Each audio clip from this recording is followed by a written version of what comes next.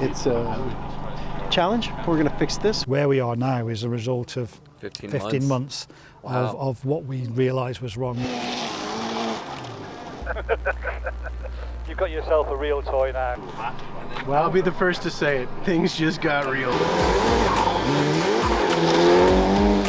What is actually testing?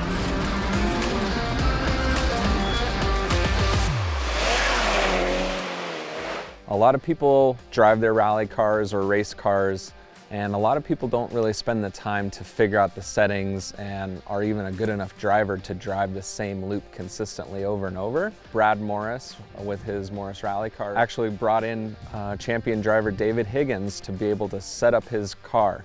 He made a bunch of changes to the car, and so he's going to spend the next 2 days here at Team O'Neill working on finding the fastest way to set up his car for these conditions.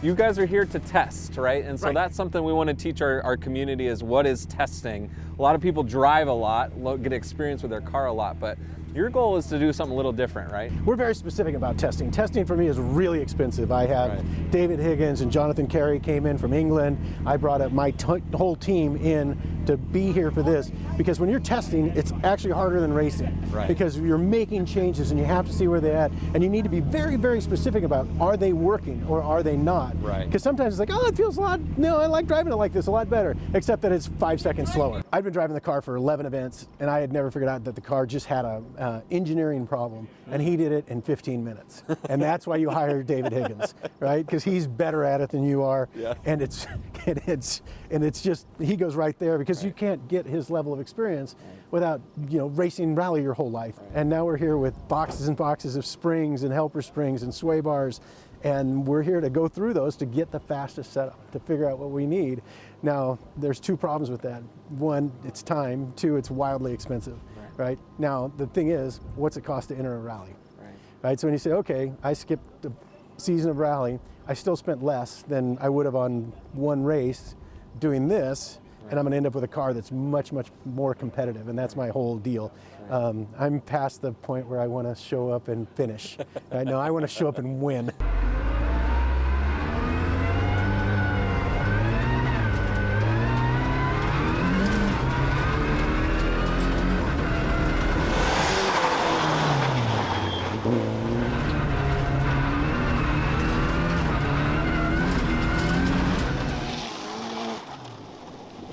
Jonathan, it's got like a miss, like an engine misfire. Like the initial bit of throttle is really good. And then it's almost like a traction control. What do you think testing is? I think it's very specific on the role you're doing. Like if it's just going from event to event and you've got no major changes on the car, then for me it's a systems check. Make sure the car's up to speed, make sure everything's working correctly, and make sure myself and my co-driver are up to speed and feeling comfortable with the car. But then when you're doing like proper testing where you've got work to do, then that's a whole different ball game. You've got to first of all find the good roads, because it's so difficult to get a road that either holds up for everything you're trying to do. Obviously here's a perfect facility for this, which is obviously why we chose it, because you've got different ways you can go. If you're looking for a front wheel drive car, so much of it is about getting good traction. So you need the uphill, you need the downhill, you need all the different combinations. But when you're testing, really, you've got to have a plan, like baseline the road, get the road to a speed where it's consistent. Have a plan before you get going with what you're going to be doing in the car, because these days it's so easy to run out of time very quickly, especially if you're not sure of something. You might want to put a part on, then you've got to take it back and baseline it again. So the job of the testing is very much determined by how good your techs are at turning the jobs around, how much stuff you've actually got to even try anyway, and different things. But it's certainly not a practice, and it's not about how many laps you get, because where people go wrong, and I think the most guys that are starting out go wrong, is they they go to their test day, which is basically them practicing. Right. They get faster and faster and faster. So everything they do on the car, they feel like they're making an improvement because they're getting faster on the road. Right. So you have to discipline yourself to drive the same speed throughout when you're trying parts, so you get a real idea whether that part's made it faster. Yeah. And then the problem we have with these guys, that they finish the day's testing, then they're probably driving at a speed that rally speed. They're probably not going to go at a real rally because they're so familiar with the road. It's not a new road where they're having to rely on the pace notes. They're driving the road on a memory, and then they get to the rally, and then the car feels horrible because they can't drive it the way they did at the test. So it's a really hard thing to, you know, everyone says, oh, I need more test time, I need more track seat time, but it's doing it in a productive way. Specifically for this car, what are you looking at today? Like, what is your focus? I came over like 15 months ago and we did the 2 days with Brad. Okay. Like he was down in Florida actually at the time. It was in the winter, and there were so many things with the car. Like the potential was there, but it was a long way out. And I just said, Brad, I said we need to do some really big jobs on this. And then I put Jonathan, my engineer from the past, on the case to go back, and he went to spend some time in the workshop. And where we are now is a result of 15 months of what we realised was wrong. Just the changes back at the time. So everything, so the car's like way lighter, the weight's all been moved, the geometry's been changed massively. So this is a baseline, really? Baseline now. This is obviously Jonathan has calculations and has stuff that comes off the computer. So his computer says that, and now what we finish with will be a combination of the computer and the driver. Hi, Jonathan Carey from Hartech Motorsport. I'm involved with design and development of rally car chassis and engines. So what I'd like to do is just reduce that initial kick so it smoothly blends into the later part of the map. So this was a rework of an existing car that Brad had been racing for a few years, and he approached me to come and have a look and see if we could optimize it and make it more suitable for the front wheel drive layout that he's running in, the championship that he's running in. So this build it's taken one of our own kits, a generic suspension kit that we had for another project, and we've expanded it and developed it to be specific for two-wheel drive, front-wheel drive application. So it's a common kit on all four corners. So it's the same upright, the same arms, everything on all four corners of the car. So it's a little bit like the R5 principle of suspension layout. But it's a lower cost level, but we've maintained the performance, we've maintained lightweight aluminium uprights, tubular arms. It's really quite a high level of product, but by the fact that we've used the same parts all around the car meant that we can keep the cost at a sensible level for a car running in a two-wheel drive championship.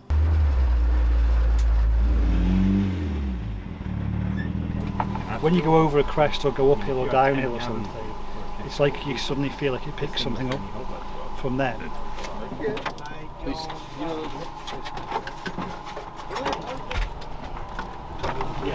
I'm wondering, did that kink as I took it out, or was that kink while it was in there? Because it must have been while it was in there. Apparently it's not holding boost, it's not holding fuel pressure at high boost. So for moments it's absolutely brilliant, it runs really good, and then you get past a certain point and it's used up all the fuel and then it cuts out. So it's a challenge. We're going to fix this. We have the right people, we have the right pieces, just gotta get it done. Thank you, sir. Yep. It's going in on the back side here. And hold this. Okay, you're in there.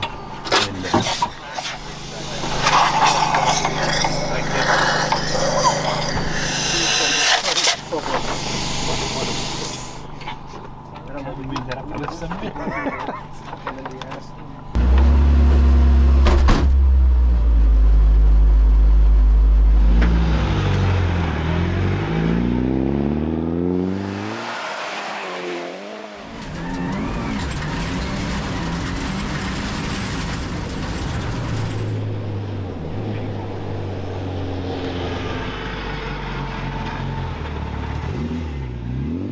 Hey, my name is Doug Nagy.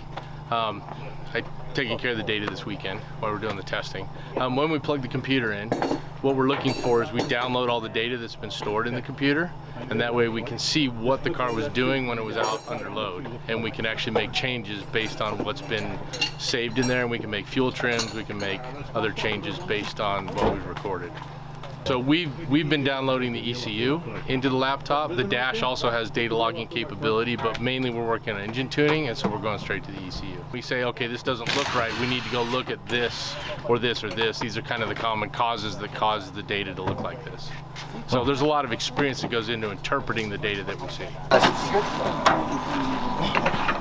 Not too big. 40. And a Sharpie. It is reading. I think we should go and do some proper runs with it now. It's working now? Yeah, it's reading great. There. From there. What one's it?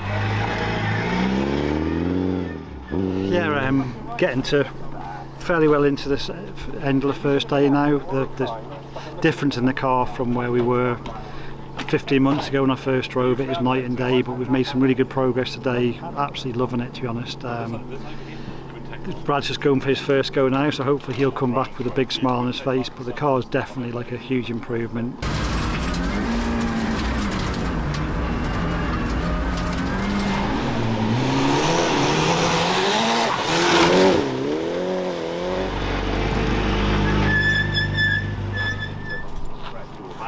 Well, I'll be the first to say it. Things just got real.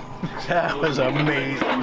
That is so much better. Brakes are good as well. It's difficult to wrap my head around how much grip it's got. I've never driven anything that had this much grip. The braking is a lot better as well, isn't it? It's crazy, right? Because you hit the brakes and it's like you're stopping on pavement. So we started today with a setup that we had calculated would be pretty close. We found that we needed a little bit more spring rate, and the front, we started to change that. Now we're changing sway bars. We may change rear springs again tomorrow, but the biggest things was a bunch of little things that we had to fix. We can't believe how fast we're going. We ran the same set of tires all day in testing, and they're shot, and it's still faster than it's ever been. We're got a bunch of things to do tonight before tomorrow. Probably too long. I think that we're going in the right direction, and it keeps improving, and it keeps making big improvements.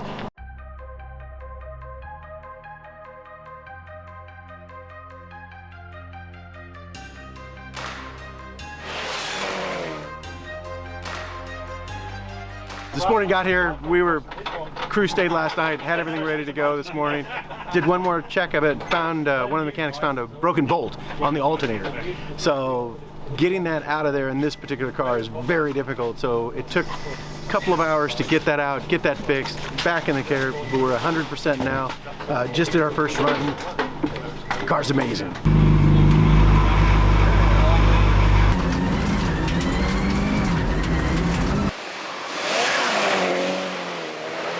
Some car though, Brad, now.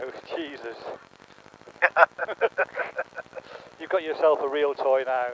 The important thing when you're doing any testing is you have to have the right venue, you have to have the right roads, and it has to be real, because so many places where you can get to go and drive, the stays are very forgiving, there's not so much danger, there's not so much hazards or grip changes, where here we have everything. So, you know, you have a lot of elevation change, you have a lot of uphill, tight corners which test the traction to the maximum, we have some real high speed, flat out and 6 gear stuff with crests and jumps. So we have everything we need here, and that's important when you're doing a test. I believe testing is more work than racing.